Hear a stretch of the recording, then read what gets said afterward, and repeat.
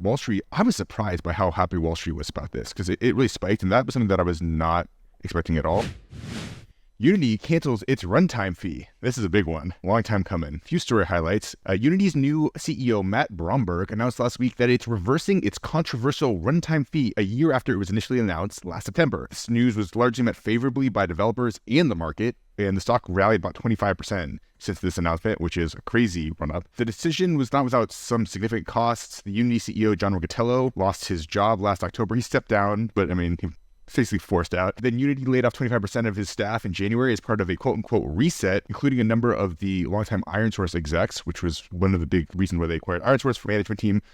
Then they got pushed out during this layoffs. And lastly, general favorability amongst the development community overall has been pretty damaged with Unity's reputation. Interesting to see how that they've sort of reversed course in this overall, but it's not just like, okay, we're reversing course. They are still like, Unity needs to build a pretty healthy and sustainable business. And so they are basically retooling their pricing as part of this announcement. So what does that mean? They're increasing the prices on the two more premium packages. So the Unity Pro package, which is basically meant for small and medium-sized developers, is increasing 8%, while the enterprise package's costs are increasing 25%. That means if you're making more than $25 million annually. And one other thing to note is that the base tier for what it takes to be a pro is increasing. And so basically, if you're a solo developer, a small developer, it used to be you got to use it free for up to 100K in revenue. Now you get to use it free for up to 200K in revenue. Unity is still unprofitable. It's got to figure this out at some point. They announced the acquisition or the addition of industry veteran Jim Payne as CPO to oversee their growth division last month, which is something that we talked about on the podcast. We'll see how impactful that is. I got some thoughts here, but Warren, that's a lot of info coming at you pretty quick. Any initial takes? Yeah, just for those that might be newer to the podcast or don't follow our breathless move-by-move coverage of Unity and some of the pieces of the games marketing industry, Xander, can you give a high level for anyone who's not familiar with the Unity runtime fee and like how it works and how the billing has worked historically for that?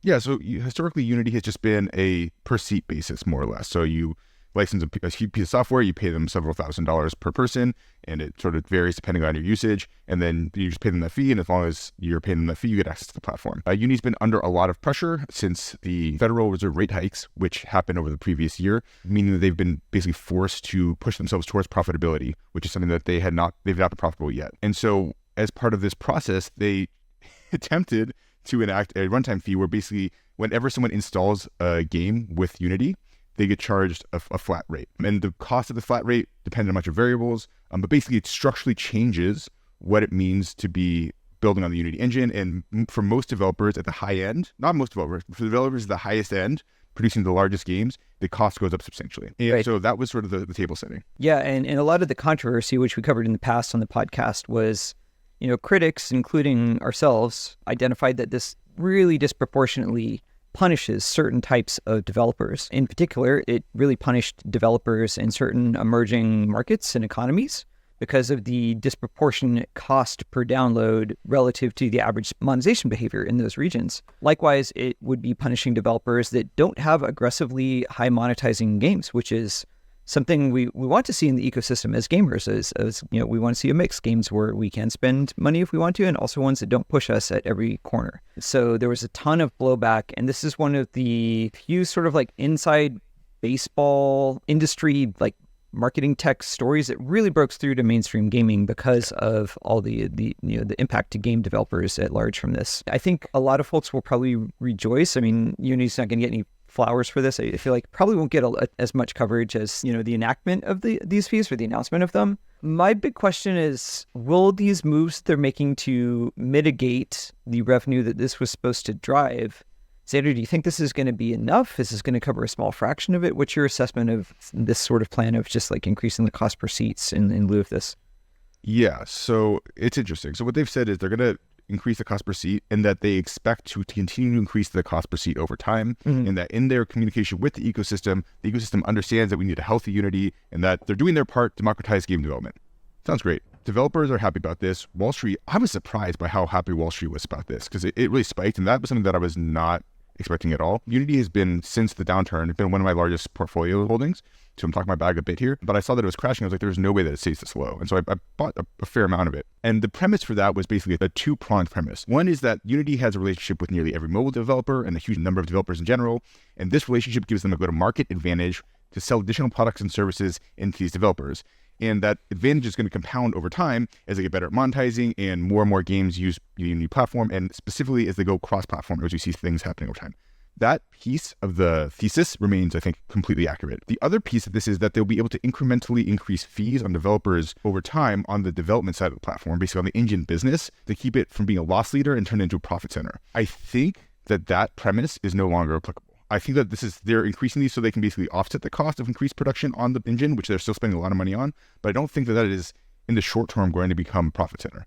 And so, I think Unity is still a very, very good business overall. It has the potential to have a very healthy long-term trajectory. I think they're structurally have such a crazy advantage structurally. But I will say, I think it's not as powerful as it was previously. If they could actually justify a piece of runtime fee, that's a crazy business advantage. And I think we're dialing back to something that's more moderated. And I think that means, I sold fair amount of my position as the spike happened, because I'm like, all right, great, let me just get out. I still hold a lot. No one wants your stock tips, Sander. Not as much. I think what I'm telling you is like, what I think is I'm less bullish now than I was previously. And that's sort of the point. But I will say one last thing, which is Unity and ironSource remain the fourth and fifth largest ad networks that we at Uptick spend on after Google, Meta, and TikTok. And so it is still a really substantial ad business, and it's not something we should overlook.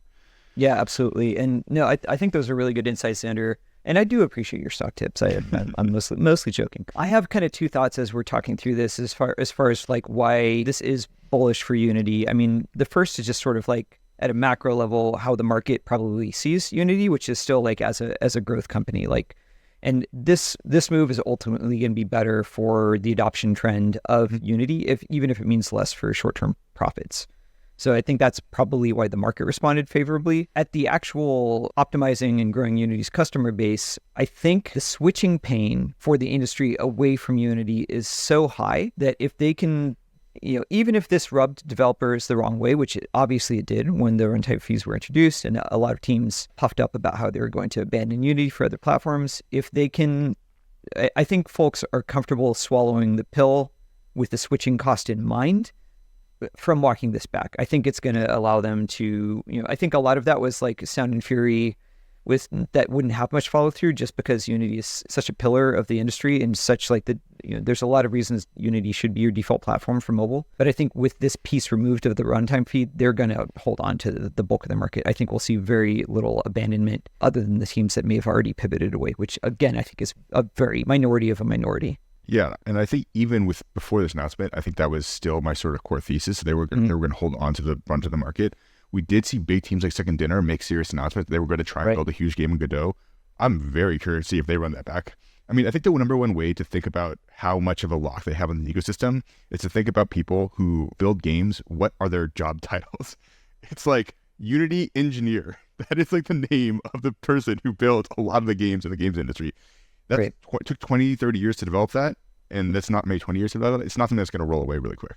And so I think, to your point, they still have a lock. And while they have eviscerated some of their goodwill, they've been a loss-leading actor for a very, very long time. They have to make profit eventually. And I honestly think they've done a lot of good for the industry. So still bullish. You should have bought it when it was at $14. We have been putting together some content that we would like to share with everyone next week, and it is called the Lean Growth Webinar. So what is the Lean Growth Webinar? It's been like a tumultuous couple of years for the game industry. Been a lot of budget cuts, layoffs, lots of bad news in the industry in general. And so it's just meaning teams have to do more with less. They have smaller teams, smaller budgets, less tools and software that they're able to license to do their jobs. So we want to do something really focused on how can teams be really efficient and lean? What are the pieces of technology and sort of like the team structure and philosophies you can take to make a really lean and efficient growth team. So join us for the Lean Growth Webinar. That is next Wednesday, September 25th. 10 a.m. PST. You can register in the description.